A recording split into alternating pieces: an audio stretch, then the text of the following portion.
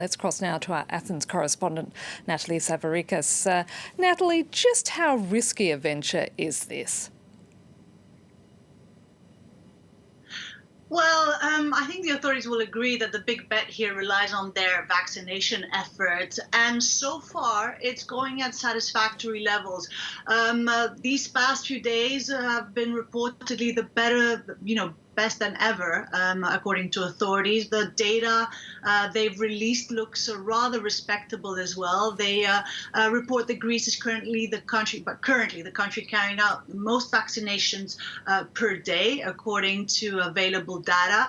And what is the aim here? Well, the aim is that by the end of May, they have fully vaccinated 20% of the Greek residents, with 35% having already received their first dose. While the islands is also a huge focus, because obviously that's where most tourists will be going, looking for the sun and the sea and the sand, as you mentioned.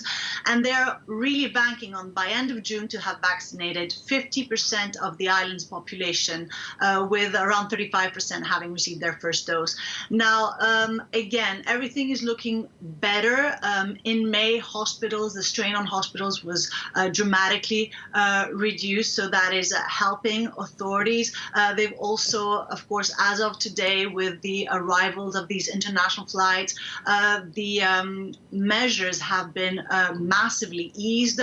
We can travel around the country. Until yesterday, we weren't. We could only travel within our region. You are allowed now. The curfew is extended to 12:30 at night. You can actually shop without booking appointments, calling, etc. But of course, all this within, if you like, a limitation. That is masks inside, of course, and there's a maximum of people allowed indoors. Outdoors, the cafes are open, the sunshine, everything is in place for, the nice Greek old tourism industry to kick off. And economically, Greece really does need this input of tourists coming into the country, doesn't it? Absolutely. I mean, tourism is one of Greece's most important industries. 1 in 5 Greeks works for the tourist industries. And of course, around it is also the service industry was attached to it.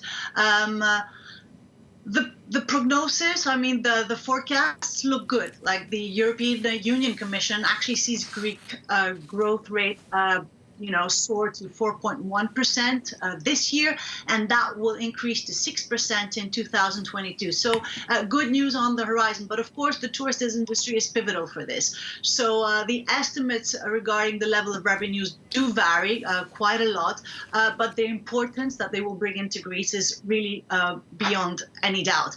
With the tourists coming back in, they expect an additional 2% on Greece's GDP. And by comparison, Spain and Portugal will only have 1%. So as you understand, this is big news for Greece. A lot is, really banking on this, the authorities. So let's see how it all goes. Nathalie Savaricas reporting there from Athens. Thank you. And finally,